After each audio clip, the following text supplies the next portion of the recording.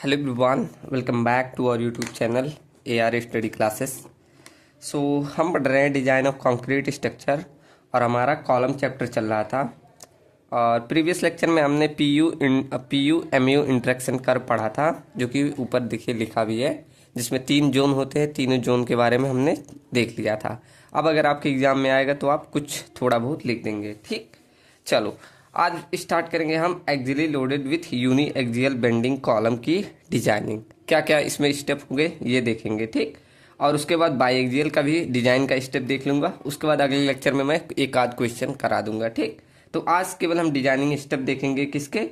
Uni axial bending का और by axial bending का। ये तो सबको समझ में आ रहा ना। यूनी एक्सियल बेंडिंग मतलब अब हमारा कॉलम एक डायरेक्शन में बेंड करेगा, मतलब ये हमारा कॉलम होता है कुछ ऐसा, और इसके ये एक्सिस होते हैं, ये इसके एक्सिस होते हैं। अब जो है इसेंट्रिसिटी थोड़ा दूर आने लगा यहाँ, जो कि एक ई है। अब यहाँ से हमारा बेंडिंग कुछ होने लगता है, बीम कुछ बेंड होने लगता है, इसीलिए बोलते हैं यूनी एक्सियल। एक डायरेक्शन या इस डायरेक्शन, किसी डायरेक्शन में हो सकता है। ठीक, तो उसके लिए हम डिजाइनिंग का स्टेप देखेंगे। अब यहाँ थोड़ा चेंज हो जाता है आगे, देखो क्या क्या रहता है। तो सबसे पहला स्टेप आपका आइडेंटिफाई करना है कि कॉलम आपका शॉर्ट कॉलम है या लॉन्ग कॉलम। तो स्टेप फर्स्ट तो वही रहेगा। अब मैं स्टेप लिखवाना शुरू कर रहा हूँ। ठीक, स्टेप नंबर फर्स्ट आपको क्या फाइंड करना है कि कॉलम आपका कैसा है। आइडेंटिफाई द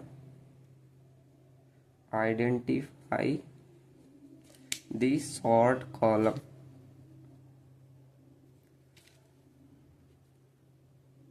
ठीक, तो पहला स्टेप तो वही सेम है। अब कैसे हम फाइंड करते हैं ये तो मालूम ही है आपको।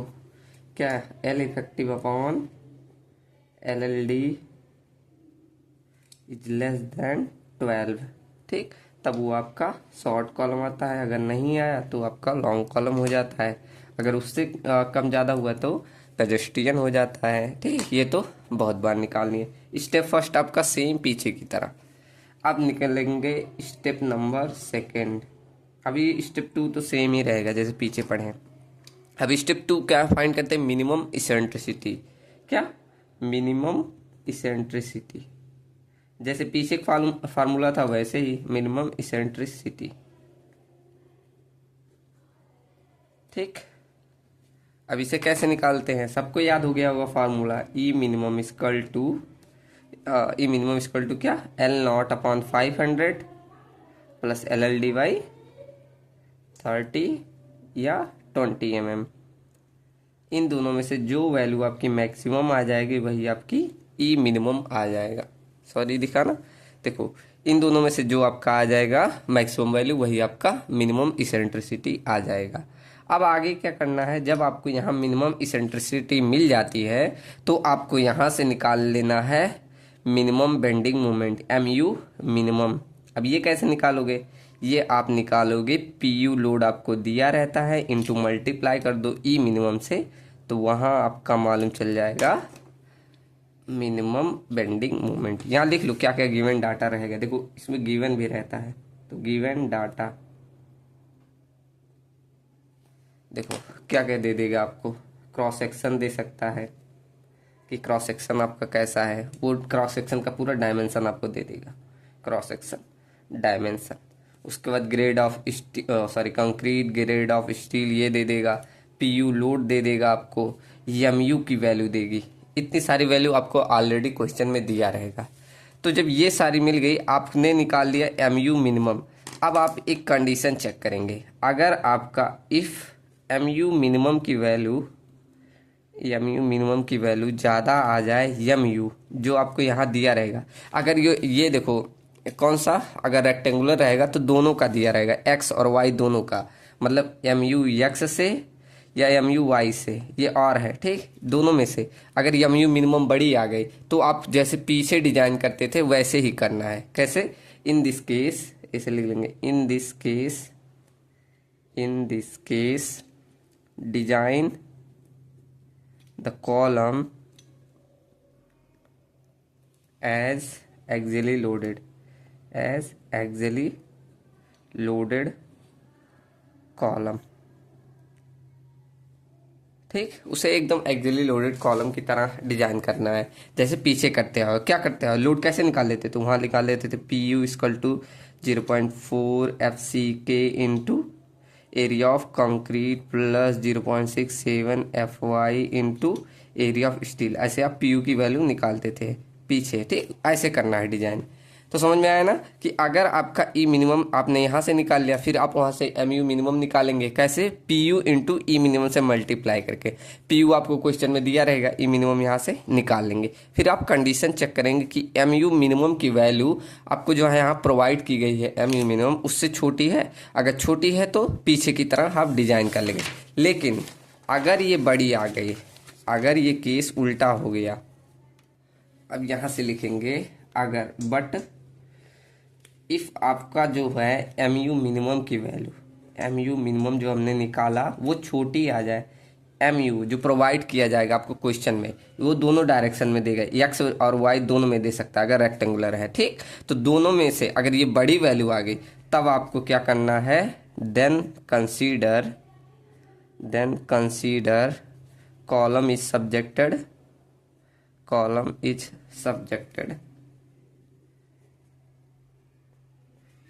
to axially loaded and bending moment। ठीक, एंड बेंडिंग मोमेंट। समझ में आया ना सबको।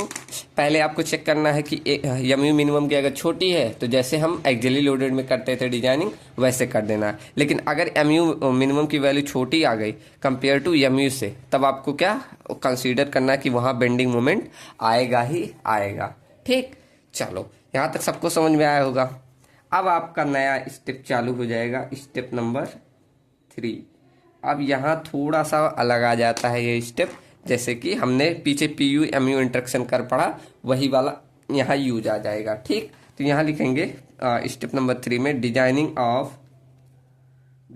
Of column subjected to axial load with uniaxial bending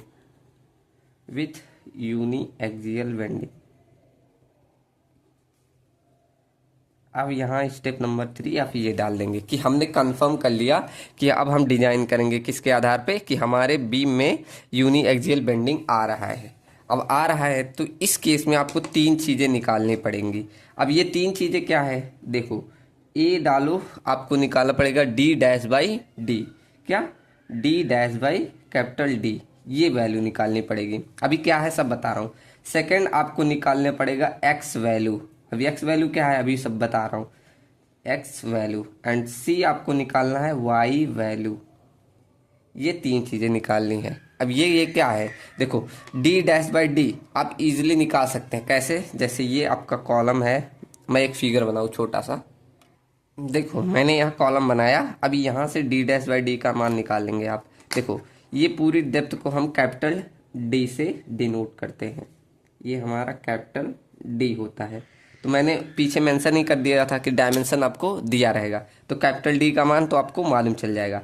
अब बात फंसी स्मॉल डी डैश, ये क्या होता है, तो देखो ये होता है, ये जो आपने मेन लॉन्गिट्यूडनल बार प्रोवाइड किया उसके सेंटर से लेके यहाँ नीचे तक की वैल्यू को डी डैश बोलते हैं। ठीक, कहाँ से, इसके सेंटर से, मैं जूम कर दूँ ध्यान से देखो, इसके सेंटर से, इस बार के सेंटर से लेके और यहाँ तक की वैल्यू को हम डी डैश बोलते हैं। ठीक, दिख रहा है ना, ऐसे कुछ करना है आपको।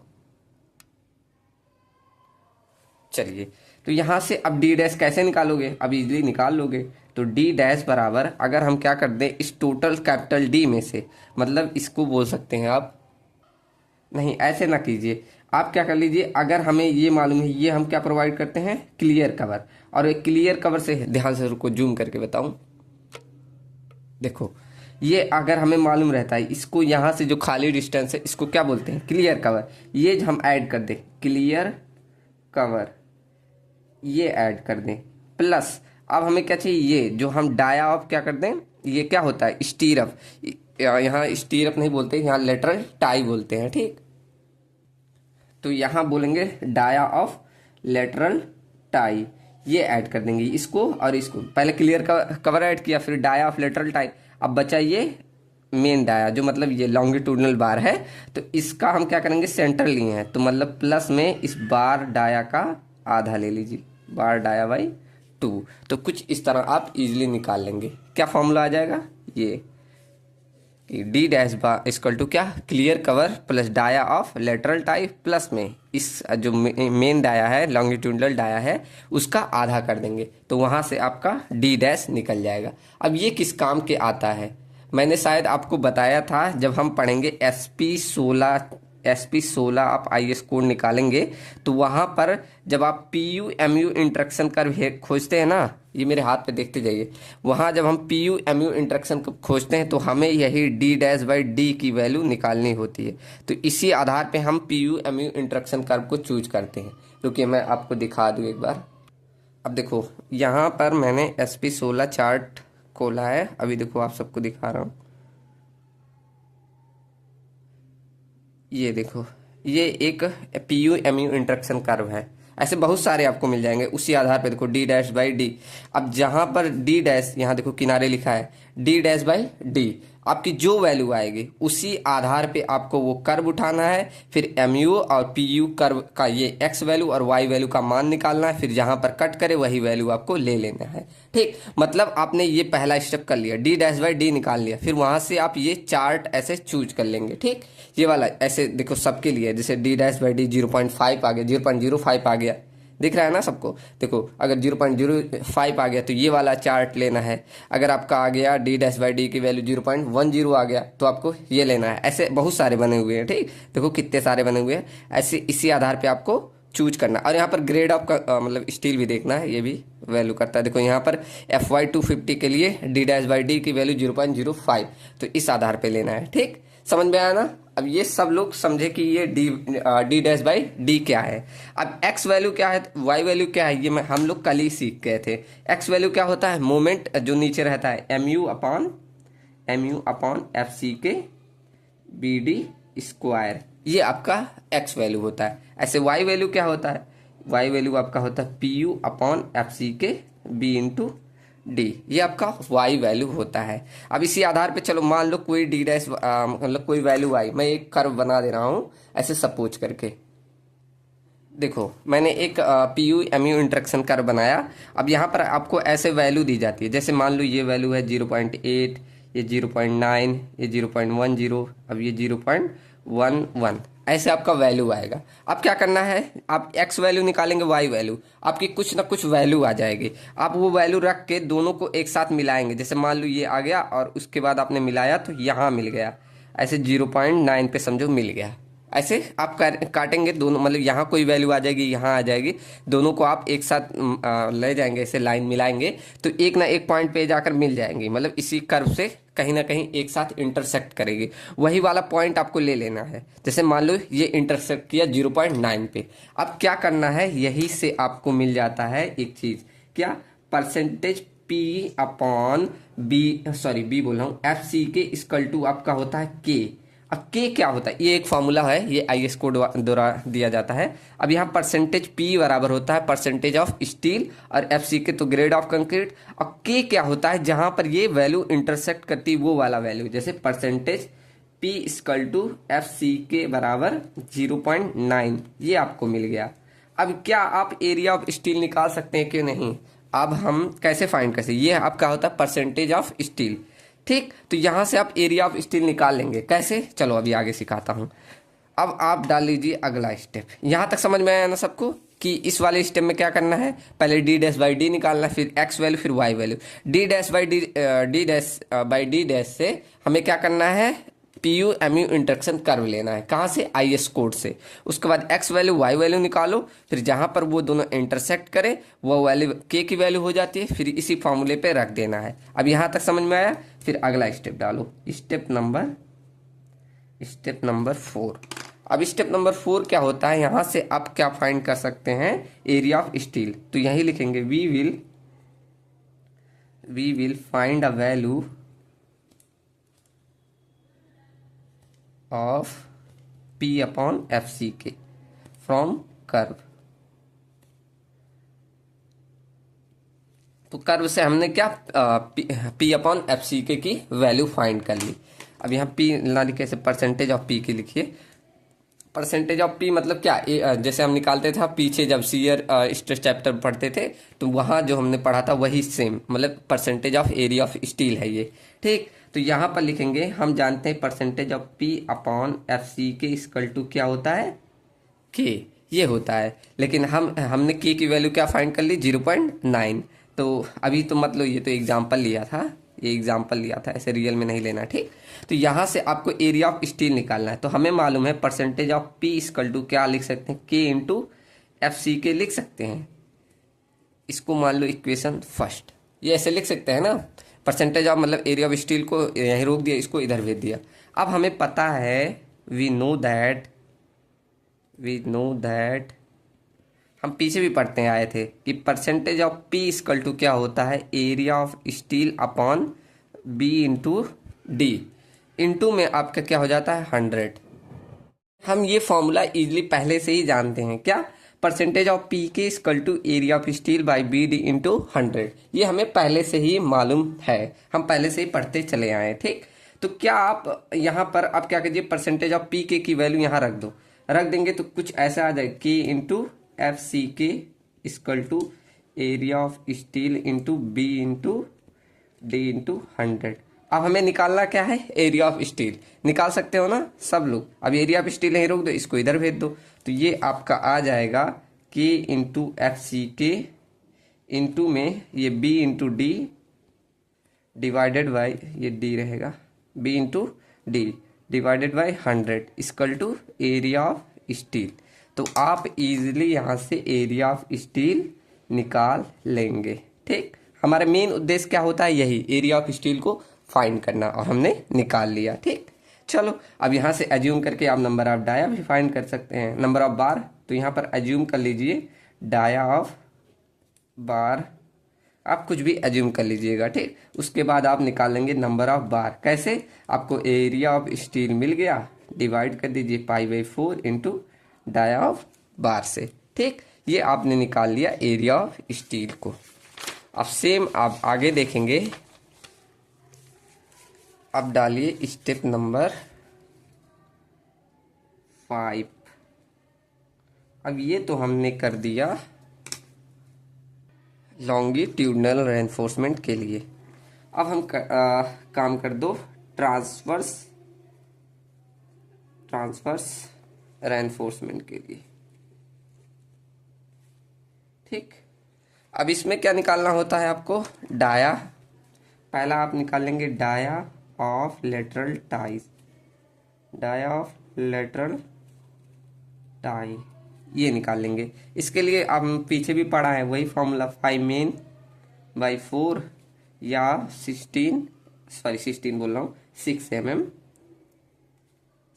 mm। इन दोनों में से जो वैल्यू मैक्सिमम आएगी वो आपको डाया ऑफ लेटरल टाई ले लेना है। ठीक, ऐसे आप बी केस देखेंगे, स्पेसिंग कितना रखेंगे एक लेटरल टाई में। ठीक, तो यहाँ पर सेकंड निकालते हैं मैक्सिमम स्पेसिंग। अब ये कैसे करते हो, LLD, या आपको 16 टाइम ऑफ 5 मेन को लेना है या 300 mm। इन दोनों बोलना, इन तीनों में से जो वैल्यू आपकी मिनिमम आएगी वो आपको स्पेसिंग लेके चलना है ट्रांसवर्स रेनफोर्समेंट में। ठीक, तो ये दो काम करने हैं आपको बस ट्रांसवर्स रेनफोर्समेंट में। उसके बाद अगला आप लास्ट स्टेप कर सकते हैं, स्टेप नंबर 6, क्या, डिटेलिंग कर देना। बस आपका स्टेप यहीं खत्म हो जाता है। ये तो बहुत इजी था। ठीक, समझ में आया ना। चलो, तो आशा करता हूँ सबको समझ में आया होगा। अब बढ़ते हैं सेकंड पे। सेकंड हम करते हैं, अब यूनिएक्सियल पढ़ लिया, अब बाईएक्सियल पढ़ लेते हैं। तो कॉलम डिजाइनिंग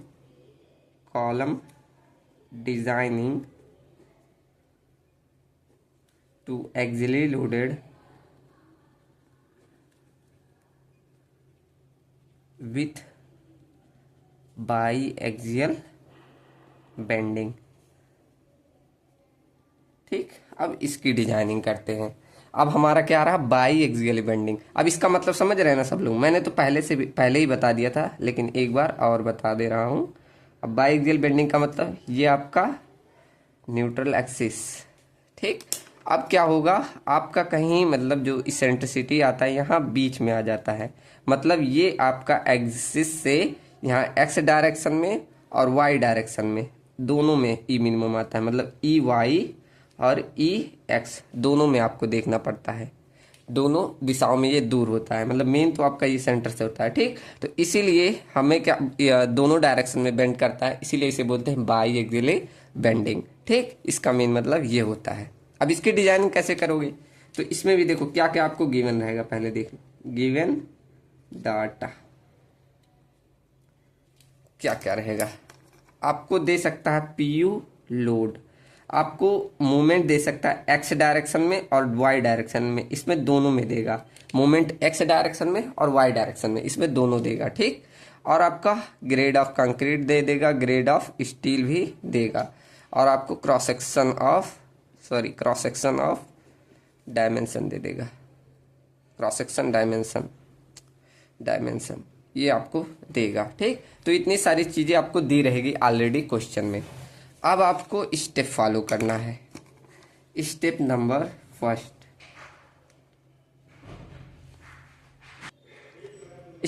फर्स्ट आपका कभी बदला ही नहीं, ना बदलेगा। क्या, आइडेंटिफाई करो, आइडेंटिफाई दी शॉर्ट कॉलम। तो कैसे हम आइडेंटिफाई करते हैं, L effective by L L D, L effective by L L D is less than 12, इस फॉर्मूले से हम आइडेंटिफाई कर लेंगे। उसके बाद स्टेप नंबर सेकेंड हमारा आ जाता है। स्टेप सेकेंड क्या निकालते हैं, इसेंट्रिसिटी। अब यहाँ मिनिमम इसेंट्रिसिटी, अब यहाँ दोनों डायरेक्शन में आपको निकालना पड़ेगा। देखो एक्स में भी वाई में भी, ठीक। तो यहाँ पर हेडिंग डाल लो एक्स डायरेक्शन में, ठीक। और यहाँ एक्स डायरेक्शन में आपका एल एल डी क्या रहेगा, यही निकाल दूँ, ये आपका ये बी होता है और ये डी। तो मैंने बोला था एक्स डायरेक्शन में जो लाइन इंटरसेक्ट करेगी वही एल एल डी, ठीक। ट्रिक बताया था, शुरू में बताया था, याद होगा सबको। तो यहाँ एल एल डी की वैल्यू क्या हो जाएगी, कैपिटल डी, यही होगा ना, जहाँ इंटरसेक्ट करता है वही आपका एल एल डी हो जाएगा। हालांकि वहाँ हमारा क्वेश्चन में काम रहेगा, यहाँ एल एल डी ही लिख दूँ तो ही चलेगा, ठीक। तो एक्स डायरेक्शन में एल एल डी आपका डी हो जाएगा, ये भी समझ में आ गया। अब निकाल लो ई मिनिमम। ई मिनिमम सेम वैसे ही निकलेगा, कोई फॉर्मूला चेंज नहीं आएगा। कैसे, हमें फॉर्मूला पहले से ही मालूम था, क्या, L not by 500 plus L L D by 30 और ये आपका 20 mm, इन दोनों में से आपकी जो वैल्यू मैक्सिमम आ जाएगी वो आपका ई मिनिमम आ जाता है, ठीक। यहाँ एल एल डी के स्थान पे डी वैल्यू लेंगे जो आपको वहाँ क्वेश्चन में दिया रहेगा, ठीक। तभी आपका डिफरेंशिएट करेगा कि ये एक्स का है। उसके बाद आपको क्या निकालना रहेगा, एम यू मिनिमम। कैसे निकालेंगे, एम यू मिनिमम ये आप निकालेंगे। अब ये यहाँ लिख दीजिए, जैसे एक्स डायरेक्शन में कर रहे हैं तो यहाँ पर पी यू जो लोड दिया रहेगा उससे मल्टीप्लाई कर देंगे एम ई मिनिमम में, वो भी एक्स डायरेक्शन के, तो आपका आ जाएगा एम यू मिनिमम, वो भी एक्स डायरेक्शन का, ठीक। कैसे लिखे, ऐसे लिख दो एक्स डायरेक्शन का, यहाँ हेडिंग डाल के लिख दो एक्स डायरेक्शन का हम निकाल रहे हैं, ठीक। तो यहाँ पर एम यू मिनिमम कितना आ गया, पी यू इंटू ई मिनिमम, आपका ये आ गया एक्स डायरेक्शन से। ऐसे सेम आप निकाल लेंगे वाई डायरेक्शन का है, यहीं लिख दो वाई डायरेक्शन का, आप निकाल लेंगे वाई डायरेक्शन के लिए। अब वाई डायरेक्शन में एल एल डी क्या होगा, एल एल डी की वैल्यू जो इंटरसेक्ट करेगी किसको, बी को। ये मैंने पहले ही बताया था, काफ़ी लोग जानते होंगे अगर जो पीछे वाला लेक्चर देखे होंगे। तो एल एल डी क्या हो जाएगा, बी। तो यहाँ से ई मिनिमम निकालेंगे आप वाई डायरेक्शन का। कैसे, same formula, L not by 500 plus L L D, या एल एल डी के स्थान पे बी भी आप रख सकते हैं, एल एल डी बाई 30 या 20 mm, इन दोनों में से जो वैल्यू आपकी मैक्सिमम आ जाए वो आपका ई मिनिमम वाई डायरेक्शन का हो जाएगा, ठीक। फिर आपको निकाल लेना है एम यू मिनिमम। ये कैसे निकालेंगे, बस पी यू में ई मिनिमम वाई डायरेक्शन वाला मल्टीप्लाई कर देना, आपका आ जाएगा यहाँ से एम यू मिनिमम। ठीक, चलो यहाँ तक तो सब निकाल लेंगे। अब अगर आपका केस क्या बनता है कि अगर आपका जो एम यू एक्स डायरेक्शन में दिया है और एम यू वाई डायरेक्शन में दिया है, ये वैल्यू ज़्यादा आ जाए किससे, M U minimum X direction के, ऐसे आ जाए M U minimum Y direction के, इन दोनों से मिनिमम आ जाए, मतलब ये वाली वैल्यू ज़्यादा जो आपको क्वेश्चन में दिया है ये ज़्यादा रहे और जो आपने निकाला वो कम रहे, तब आपको कंसीडर कर लेना कि आपके मतलब जो कॉलम है उस पर क्या रहा, बाईएक्सियल बेंडिंग। तो यहाँ लिख लेंगे देन वी विल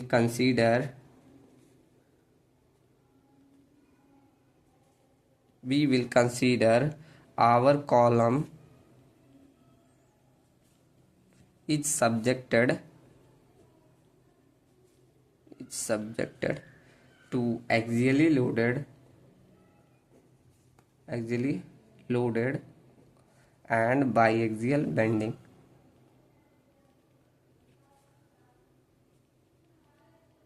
ठीक, तो आपको वहां मालूम चल जाएगा कि हमारे जो कॉलम में है वो बाइएक्सियल बेंडिंग आ रहा है, अगर ये कंडीशन बन गई तब। ठीक, और बनेगी ही। अब आगे बढ़ेंगे स्टेप नंबर 3। अब स्टेप नंबर 3 में हम वही जो P U M U interaction curve से वैल्यू निकालते हैं वो हर डायरेक्शन में निकालेंगे। यहाँ तो हमने कंफर्म कर लिया, अब एक एक डायरेक्शन उठा लो। यहाँ पर पहला हम उठा ले रहे हैं एक्स डायरेक्शन में निकालेंगे सब चीजें। एक्स डायरेक्शन, इस डायरेक्शन में क्या क्या 3 वैल्यू निकालना बताया था। ए मैंने बोला था डी डैश बाई डी निकालो, ये एक्स डायरेक्शन के लिए निकालेंगे आप।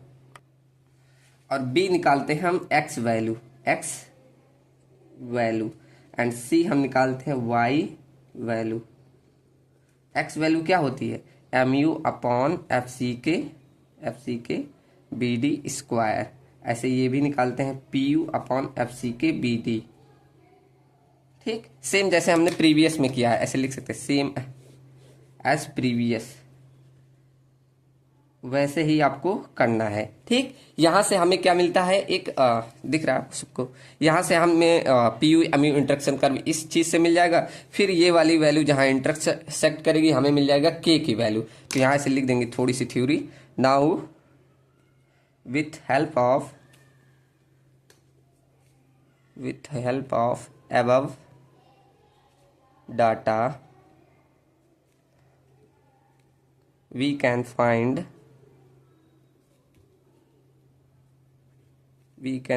from SP16 charts the value of, सही से लिखा कि नहीं, now with the help of above data we can use SP16 chart the value of, कौन सा वैल्यू, परसेंटेज ऑफ पी के अपॉन क्या था एफ सी के इक्वल टू के की वैल्यू। हम मेनली के की वैल्यू फाइंड कर सकते हैं वहां से। ठीक, उस वाले चार्ट से हमें के की वैल्यू मिल जाएगी। ठीक, चलो समझ में आया सबको, वहां से के की वैल्यू मिल जाएगी, फिर आप एरिया ऑफ स्टील इजीली निकाल लेंगे। तो यहाँ इसको ऐसे छोड़ देना। फिर आपका SP16 क्या बोलता है, एक फॉर्मूला देता है, इसे लिख लेंगे। SP16 क्या बोलता है, एम यू डैश बोलिए या 1 निकालना होता है, इसे डैश बोल दो या 1 बोल दो, ऐसे 1 लिख दो। 1 ही लिखा होता है, पता नहीं क्या लिखा उसमें, लेकिन 1 सब लोग लिखते हैं तो 1 ही लिख देंगे। ठीक, IS कोड में ऐसे फॉर्मूला लिखा है MU1 और आपका FC के VD स्क्वायर, FC के BD स्क्वायर, ये कैपिटल डी लिखे, फिर से लिख दूं। यहाँ पर आपका IS कोड बोलता है MU1 FC के BD square equal to Q क्या होता है, एक कांस्टेंट होता है, इंटरसेक्शन कांस्टेंट बोलते हैं, ये होता है। तो इस इक्वेशन से हम क्या करेंगे, यहाँ पर MU1 की वैल्यू फाइंड कर लेंगे। अब ये क्या होता है अभी आगे बताऊंगा। ठीक, तो MU1 की वैल्यू फाइंड कर लेंगे कैसे, इसको इधर भेज दीजिए, तो ये हो जाएगा FC के BD स्क्वायर इंटू क्यू। ये वैल्यू आप यहाँ फाइंड कर लेंगे यहीं पर, MU1 की वैल्यू। ठीक, अभी ऐसे आपको दूसरा भी निकालना पड़ेगा। यहाँ से mu1 निकाल लेंगे। ठीक, अब बढ़िए स्टेप नंबर 4। यहाँ स्टेप ना डालिए, ऐसे लिख दीजिए y डायरेक्शन। सेम ऐसे जैसे x में किया आपको y डायरेक्शन में भी करना पड़ेगा। Second y direction. अब यहाँ y डायरेक्शन में देखना पड़ेगा कैसे। यहाँ पर a b c 3 case same लेना, बस यहाँ पर a की वैल्यू चेंज हो जाएगी। क्या, यहाँ पर b dash by capital B आ जाएगा। क्या, सेम वही है जैसे ये कॉलम और ये आपका कॉलम है, ये लेटरल टाइज है, और ये अब आपको इधर से ले लेना है। बस वही same calculation, cover plus dia of lateral type plus dia of longitudinal bar का हाफ कर देना है। ठीक, तो कुछ तरह इसको बी डैश निकाल लेंगे और कैपिटल बी आपको यहाँ पर मिल ही जाएगा, तो क्रॉस सेक्शन से ही आप निकाल लेंगे। ठीक, वैसे आपको करना है, एक्स वैल्यू निकाल लेना है, X value and Y value.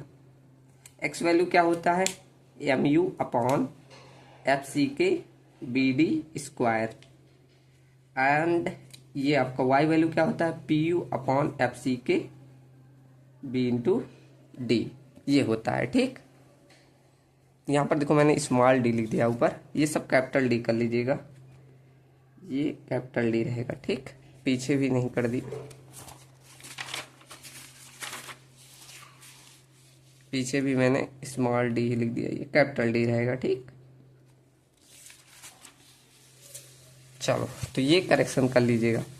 तो यहाँ से हम ये तीनों वैल्यू निकाल लेंगे, फिर जैसे सेम किया हम percentage of steel Y direction से भी निकाल लेंगे। ठीक, मेन इसमें क्या होता है, हम निकालेंगे फिर mu डैश वाई, यहाँ पर निकालेंगे mu।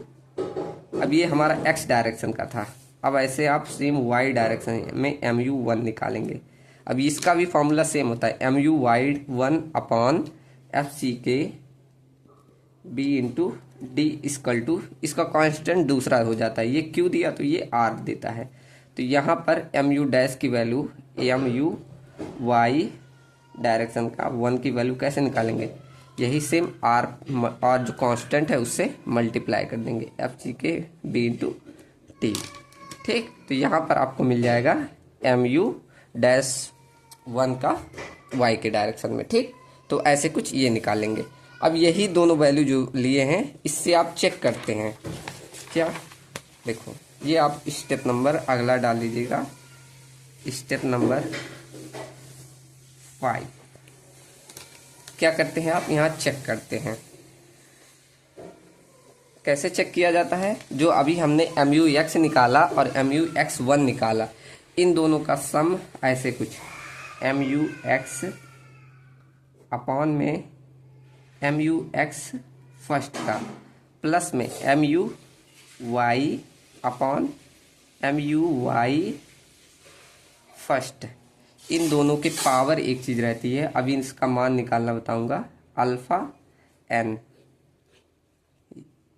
दोनों की पावर अल्फा n रहता है। इन दोनों का जब सम करेंगे ये आपकी वैल्यू लेस देन या इक्वल टू 1 के आ जाए तब आपकी कंडीशन सही है। आपको ऐसे चेक करना है, अगर नहीं आई तो मतलब आप डिजाइनिंग जो है वो गलत है। ठीक, तो ये ऐसे चेक करना है। अब कौन सी चीज़ें क्या है अभी सब मैं बताऊंगा। और ये वाली वैल्यू अल्फा n कैसे निकालेंगे, इसके लिए भी चार्ट दिया गया है। देखो क्या है, पहले लिख लो यहाँ पर mu(x) mu(y), ये हम पीछे निकाल लिए। क्या है हमारा, बेंडिंग मोमेंट रहता है जो कि कॉलम के कारण आता है। तो bending moment subjected in column, bending moment subjected to column. ठीक, अब आप कब सोचते होंगे mu(x1) क्या है, mu(y1) क्या है। ठीक, तो ये आपका होता है कि जो आपका मोमेंट आता है कैरिंग कैपेसिटी से, जो आपकी बीम बीम बोला कॉलम की कैरिंग कैपेसिटी है उसके कारण आता है। तो वो आप डिनोट करते हैं mu(x1) और mu(xy), वो वैल्यू दिखाता है। ठीक, क्या है mu(x1) mu(y1), ये आपका क्या मैंने बोला, moment carrying capacity, moment carrying capacity of column. ठीक, ये होता है। अब बात फंसी कि अल्फा एन और alpha Y, sorry alpha N की वैल्यू कैसे निकालेंगे। तो इसके लिए आपके SP16 चार्ट में एक छोटा सा चार्ट दिया है, PU/PZ, और यहाँ पर अल्फा एन की वैल्यू दी गई है। अगर आपका PU/PZ के मान जो है लेस देन 0.2 आ जाए, अगर ग्रेटर देन 0.8 आ जाए, तब आपका अल्फा एन 1 और इस केस में 2 हो जाता है। ठीक, आप ऐसे आ जाता है। लेकिन अगर इनके बीच आ जाएगा तो आपको इंटरपोलेशन पढ़ाया है वहां से निकाल लीजिएगा। जैसे PU/PZ की वैल्यू इसके बीच में आ जाए तो आप इंटरपोलेशन लगा के इजिली निकाल लीजिएगा। ठीक, सब लोग करेंगे। तो यहाँ तक सब लोग को समझ में आया। अब बात फंसी PU और PZ क्या है। तो PU मैंने बोला क्वेश्चन में ही दिया रहता है, given in question, given in question, question में ही दिया रहता है। और PZ मैंने शायद नहीं, जब आप प्रूफ पढ़ते हैं PU का तब वहाँ पर आता है ये फॉर्मूला कि 0.45 FC के इंटू AC प्लस में 0.75 FY into area of steel, ये फॉर्मूला होता है PZ। तो यहाँ से PZ निकाल लेंगे। तो इतना बस आपको कर देना है। लेकिन ये अभी तक क्वेश्चन पूछा नहीं गया, बाई एक्सियल का आपके कभी एग्जाम में आया नहीं। अगर आए तो आप डिजाइनिंग स्टेप ध्यान रखिएगा। ठीक, सबको समझ में आएगा। एक बार खुद से लिख के जब खुद रिवीजन करेंगे तो और अच्छे से समझ में आएगा। और इसके नेक्स्ट लेक्चर में हम एक आध क्वेश्चन करेंगे जिससे और भी डाउट इसका क्लियर हो जाए। ठीक, चलो तो मिलते हैं नेक्स्ट वीडियो में इसका एक न्यूमेरिकल के साथ। चलो, थैंक यू सो मच।